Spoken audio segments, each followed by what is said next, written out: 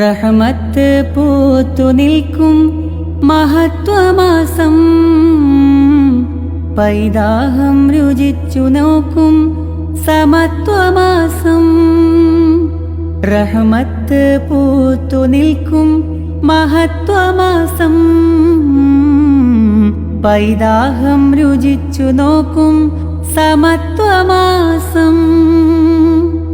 ലൈലത്തുൽ ഖദ്റാലേ തിളങ്ങുന്ന മാസം, സീനത്ത് ബദറിന്റെ ഒളിവുള്ള മാസം, പോരിശയേറും റമളാൻ മാസം, ഖുർആനിറങ്ങിയ മാസം, കനിവാൽ നിറഞ്ഞ മാസം, അഴകാൽ വിരിഞ്ഞ മാസം, റമളാൻ വിശേഷമാസം.